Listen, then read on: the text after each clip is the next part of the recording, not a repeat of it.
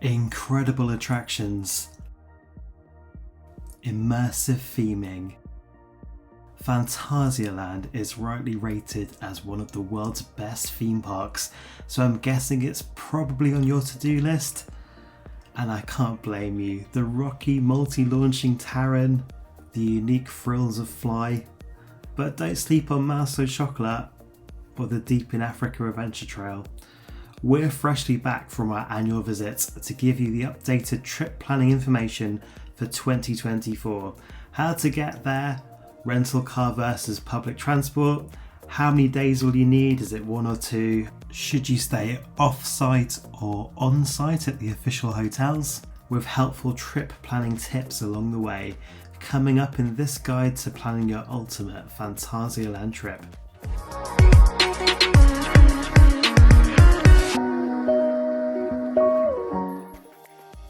Hey, this is Stu for Out and Back Travel.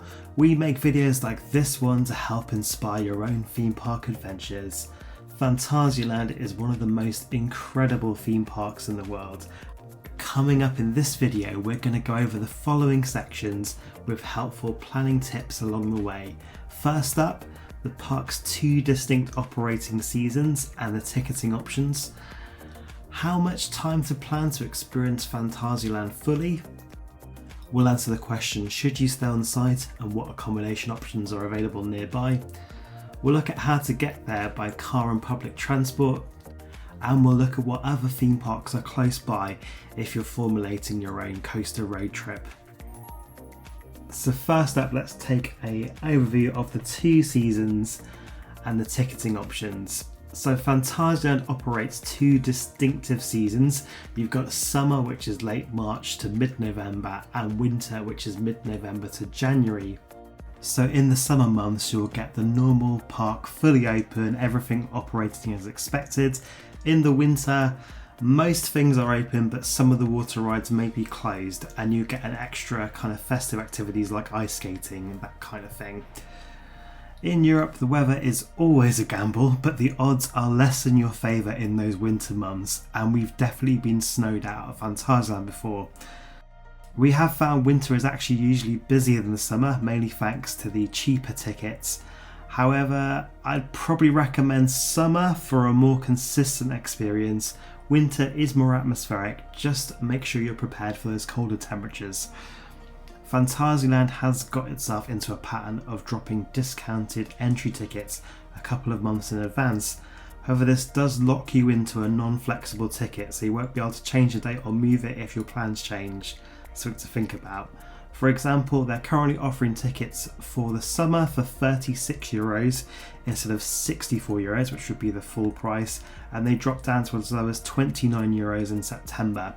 Now, you can't turn up and buy tickets on the gate at Phantasialand. All tickets must be pre-purchased online. If you're arriving by car, you're probably not going to use the main entrance. The car park is located behind Mystery Castle, so you'll be shoved into the park around the back. And parking is currently €7, and you have to purchase this from ticket machines which are located next to the entrance gates. How many days do you need then? Well, Phantasialand is absolutely tiny.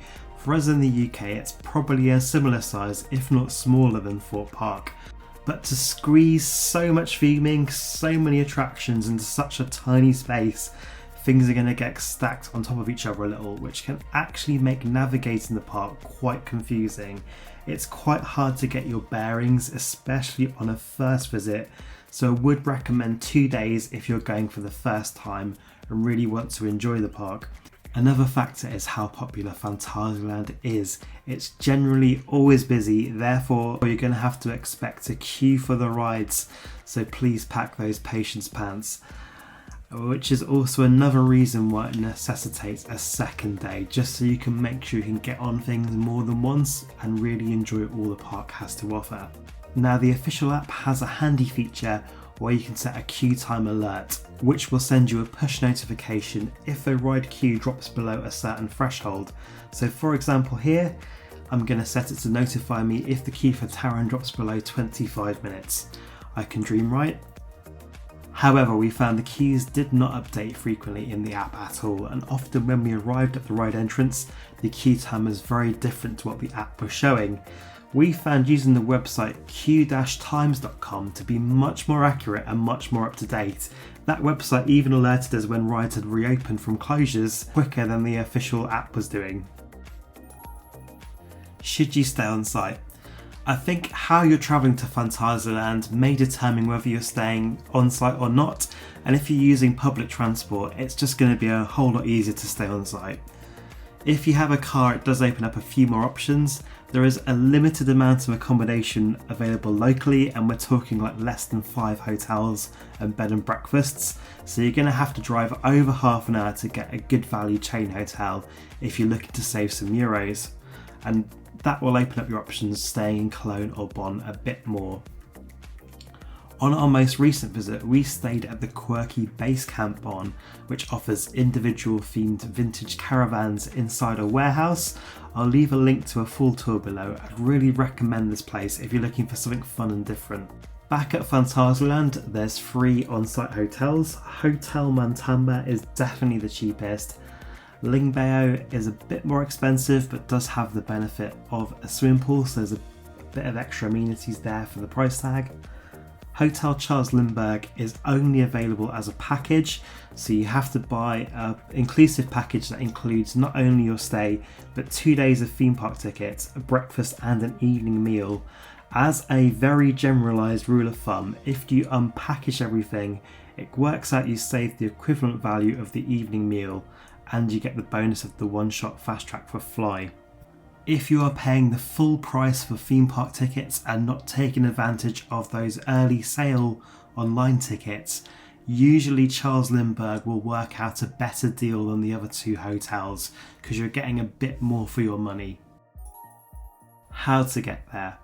Cologne Bonn Airport is 25 minutes by car, just over an hour on public transport. So it's really convenient.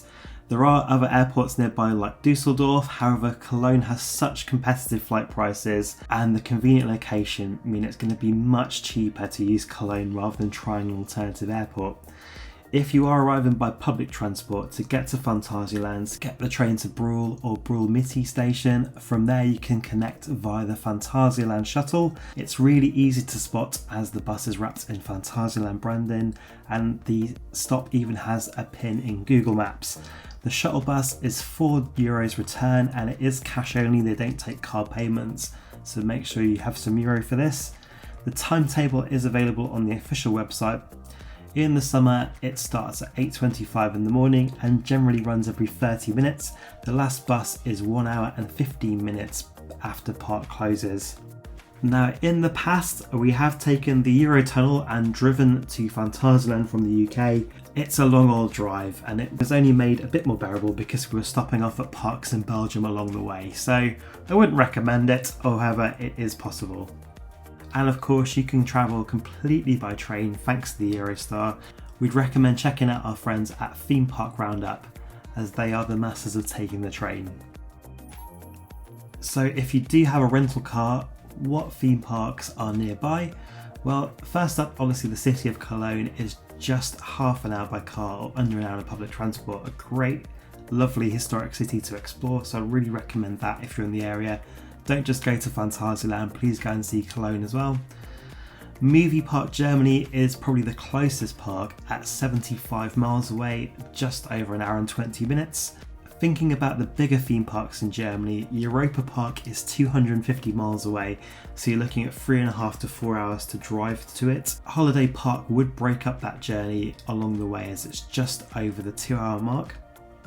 And don't miss Tripsdrill if you're going to the Europa Park region, one of my all-time favourite parks. Heidi Park is also 250 miles away and that's going to take you again about 3.75 to 4 hours to get there. If you were to cross the border into the Netherlands, Toverland is closer than those bigger major German parks at just over the hour and 10 minutes away, and then you could continue on to F.L.Y. However, if you are using a rental car, please do check the terms as the car rental companies have started introducing extra fees for crossing borders even in Europe. Those little scamps that are always looking for ways to get extra money out of you. So in summary, Phantasialand is a relatively straightforward trip to do, especially if you're new to theme park trips in Europe. The detailed theme lands, incredible attractions, together with the popularity of the park, means you're probably going to need to invest at least 2 days to take in the full experience and not feel rushed. The proximity to the local airport in Cologne, which has plenty of fantastic cheap flights, the transport connections, and the quality of the actual theme park experience mean this is a really good one to cut your teeth if you're just starting to explore theme parks in Europe. The only negative aspect of a Phantasialand trip is there isn't a great deal of accommodation locally, especially when you compare it to somewhere like Europa Park, where the whole village of Rust is pretty much Airbnbs. Therefore, back at Phantasialand, you're going to be stuck with quite high-priced hotel options as there's a limited supply. So you might need to get a rental car if you're looking for a slightly more affordable accommodation options, as you're going to have to drive probably about half an hour. The official hotels, of course, are all fantastic, but they do come with that premium price tag. However, great if you've got the money to splurge, because it is a fantastic experience.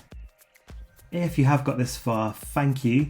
And if you have found this information helpful in any way, please drop me a like, as that really helps me out on YouTube.